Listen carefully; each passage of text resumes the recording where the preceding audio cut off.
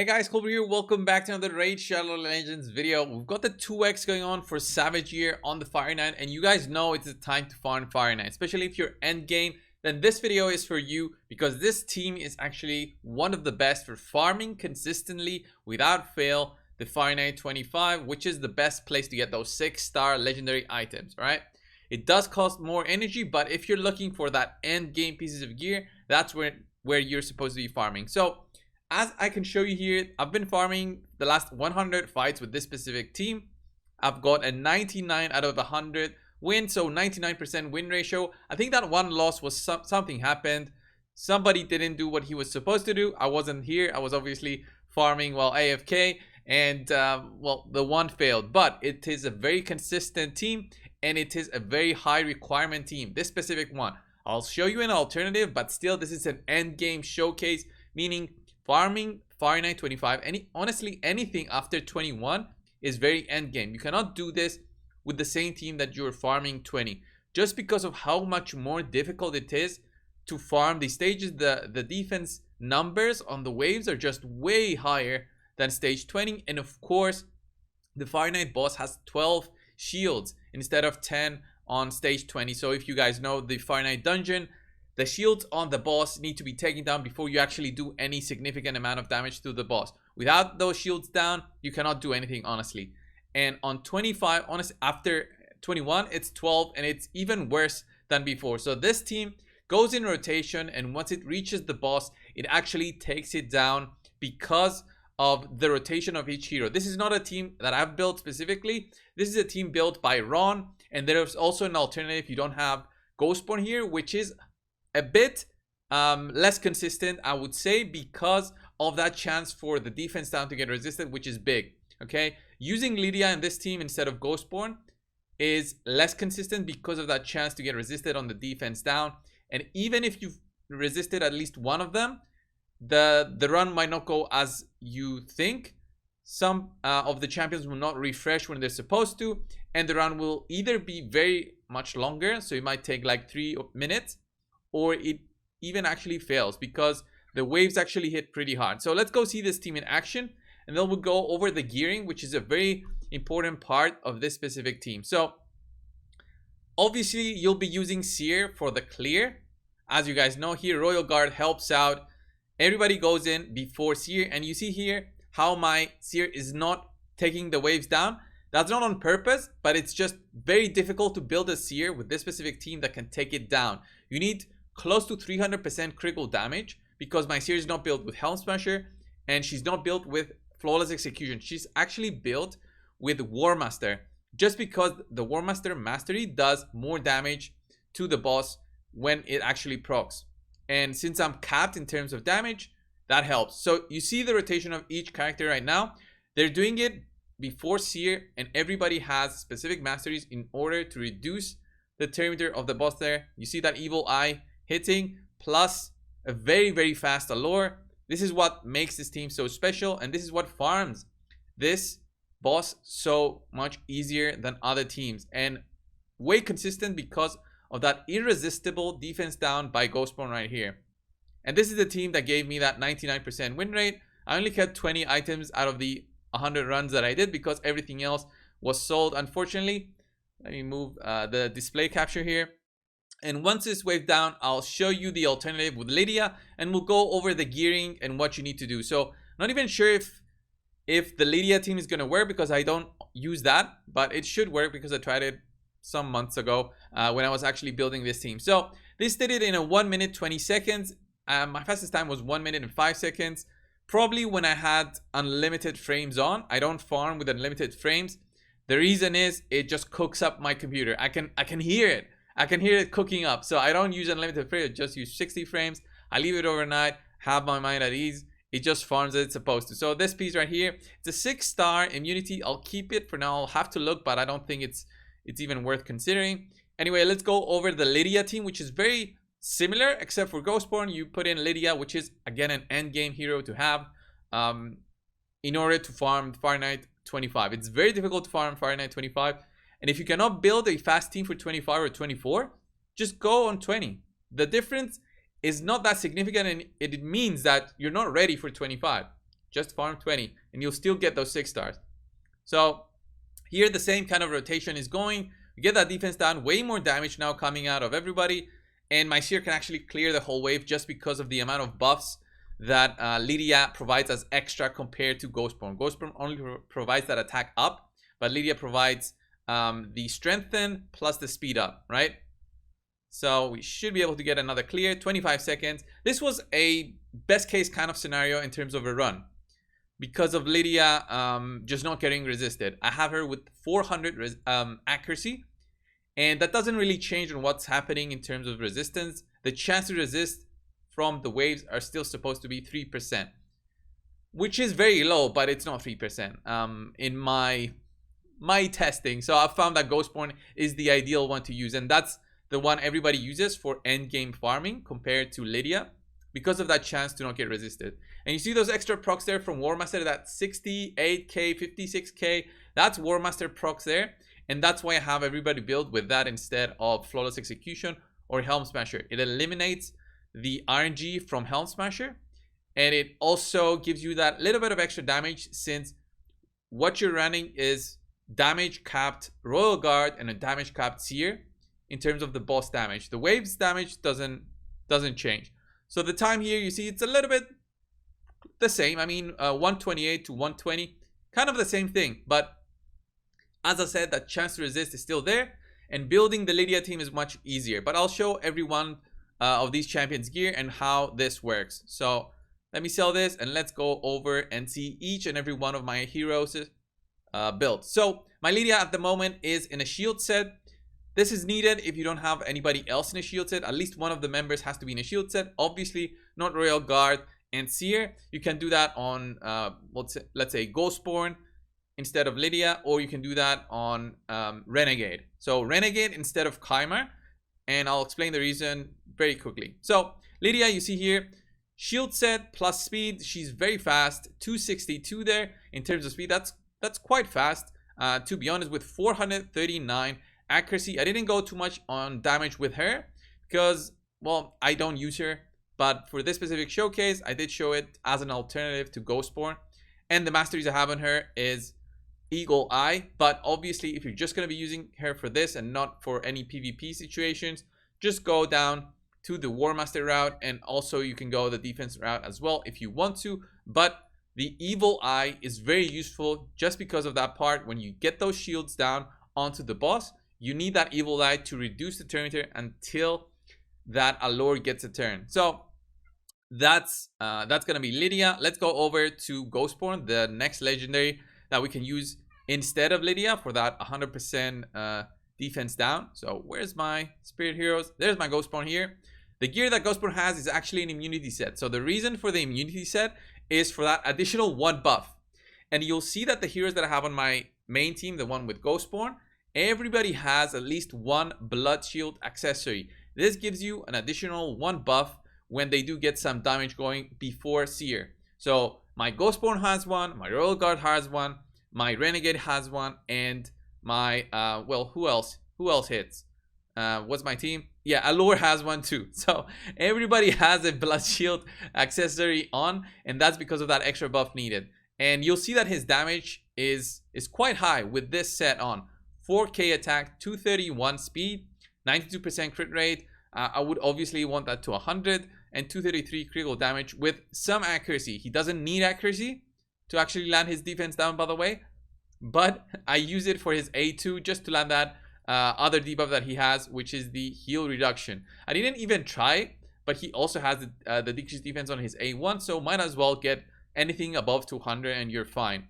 Obviously very difficult to build him in this way. I do have War Master on him, but this time I didn't go for Evil Eye, which is, I think, a bad thing. I should have gone for that, but instead I went for Lore of Steel for that extra bit of stats through the Perception set.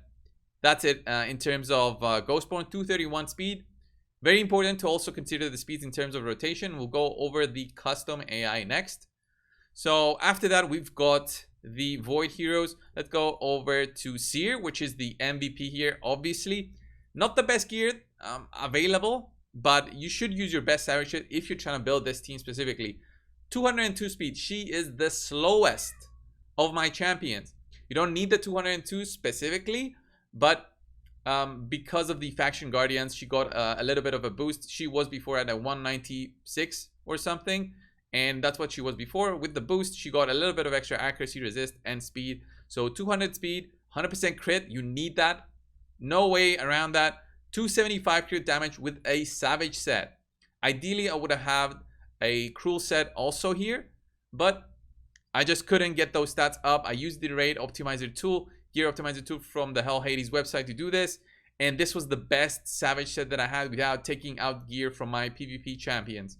So in terms of skills, everybody's maxed out, so I'm not going to go over their skills. And then masteries, again, we go this route here with Seer, so she gets that bit of damage from Heart of Glory, bit of damage from Ruthless Ambush, a bit of damage from Bring It Down. Then we have Kill Streak, extra bit of damage there when she gets those kills from the first round. She also needs Whirlwind of Death because of that extra speed. Remember, she needs to be over 200, and that extra speed helps, especially if you're going to build her with the 195 or 196 speed. Methodical helps a little bit with damage, and of course War Master here. You can if you want not go for War Master and go Helm Smasher, but it's not going to be consistent. If you need the Helm Smasher proc to do the clears, then you're not going to be consistent. If you can go Flawless Execution and be consistent, then fine, go there. But you'll be missing out on that 60k damage potential from her hits proccing War Master. And then down the support route, went for extra accuracy and Evil Eye. So as many Evil Eyes as you can get, you should try and get them. Then next up, we've got, where's my Renegade? Should we go for Renegade next? No, let's go over Royal Guard, who is another important member of this team because he needs to do his A2 to allow for Seer to do the clear on the first team, not the Lydia team, but the first team with Ghostborn. He needs to be there for that big A2 there. Max HP damage. Needs to get it going. Again, Blood Shield, Savage on him. Look at those stats, guys. 88% crit rate because he is positive affinity versus the boss, so he doesn't need 100%. 270 critical damage, 221 on speed. Be careful with the speeds because you don't want Seer to overlap your Royal Guard when she gets those kills. You don't want her to overlap the Royal Guard with that extra bit of 18 speed that she gets. And does she overlap mine? 221 was 204. She gets 18. I think she should overlap him, but I haven't really checked here. I need to make sure. He goes in there with the A2 at the start. Masteries here. He goes with these masteries. Obviously, I could have gone with this one instead, but I didn't really bother with it since the Ruthless Ambush just gives me that 8%. I could have gone here, Cycle of Violence as well, but I wanted to get Kill Streak, and I also wanted to get War Master.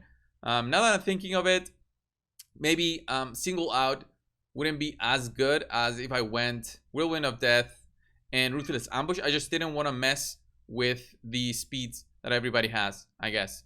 And then finally, let's go over Renegade. Let's go over Renegade finally. She is in a shield set, so overlapping the shield set is won't do anything to you. So having two shield set champions won't do anything. So I would have had a different set on her if I was using my Lydia team always. So the shield set is not required, but I do use her in other teams where she is the one with the shield.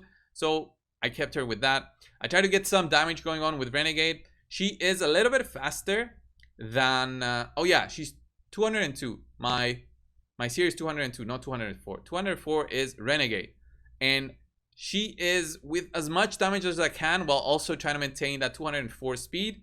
She's a little bit faster than Seer at the start, but because Seer gets those kills, she overlaps Renegade again, and everything is maxed out as you can see. 204 speed.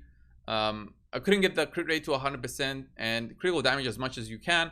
You need some accuracy because she does apply a decreased speed, which is needed on the boss. It definitely helps out with Allure.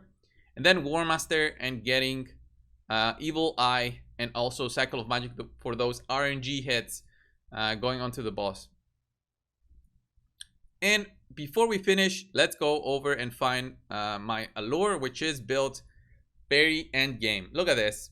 257 speed, 100% crit, 221 critical damage, 245 accuracy, 5000 attack, Blood Shield accessory. Again, this is an end game build. Remember, everything is maxed out, although it's not needed. She's only using her A1 on the boss. I don't let her do anything else. And then I went for Giant Slayer this time because she's a triple hitting A1 plus Evil Eye for that very first hit.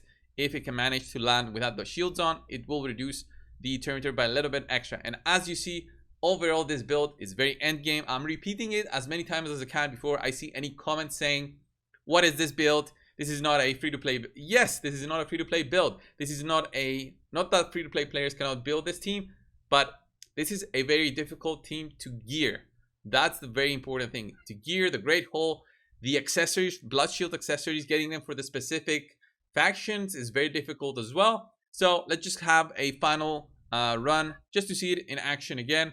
But this is the team, guys, and let's go and just see on how it all works again with the rotation. So Alure goes first, defense down, Royal Guard goes, there's Renegade, and boom, there's a clear. Get 4 kills. Did I get? No, 3 kills, and then 2 were left alive. We go into the next round. We get a reset from Renegade. Okay, reset from Renegade coming in. Boom. We get the defense down now, the big defense down. Royal Guard goes the A2, and boom for the clear with Seer. Under 30 seconds we reach the boss, and that's when the rotations has to start. Alure has to go with her A1. Everybody has to hit with those specific skills. So the A3 from Royal Guard, which does a 4-hitting attack. The A2 from Renegade, which does a multi-hitting attack as well. The Evil Eyes going onto the boss now, reducing the turn meter until Alure can finally get a turn and keep that turn meter consistently down. So because she is strong affinity, it makes it so much easier for Alure to get it down compared to the fire version of the Fire Knight on 20. Although she still keeps it down, because the boss also receives half the turn meter reduction, it's way harder right now. So look at that, and we take it down in about 120, 121 again. We get a 5-star here. I'm just gonna sell it immediately, and my average time in those 100 runs was 1 minute 24 seconds, which is very, very good. Under 90 seconds for that consistent farm. And let's go as a final thing, show the custom AI before we close off the video. Right, looking at the custom AI, you see that Royal Guard has no custom AI here, but you can use him as the A2 to start. It doesn't really matter because he does use it on the start of the fight because of the defense down that is applied. Alure here, I want to keep her without these and this skill. I want to keep her, let me do this, and let's just do this as an opener for a little bit extra damage at the start, but we want to have her use her A1 consistently all the time. Renegade opens up with Lingering Pain, which is her A1. You can open up with the A2, it doesn't matter as long as you don't open up with Sacrificial Ritual, because she'll go before Seer and we don't want to mess up the team. Seer has to use her Karma Burn always, so we have a guarantee there with the 1. And then Ghostborn always uses his A3, but you can just ensure he does that with the saving of that custom AI. And this is how the team works. This is my end game Fire Knight team. As I said, guys, this is not a team that I've built personally. I've followed Ron's build for this Fire Knight team, and it works perfectly, I would say. But you need to have very, very good gear already. You need to be farming Fire Knight 20 consistently, have some Savage gear already to equip your heroes, especially Seer and Royal Guard. Thank you guys for watching this video. I hope you enjoyed. I hope you found it helpful. Now that we have the 2x on Savage gear, go out and farm it as much as you can. Unfortunately, we don't have the super raids going on, so that sucks, but we'll still keep on farming. Thank you guys, and I'll see you in the next one. See ya.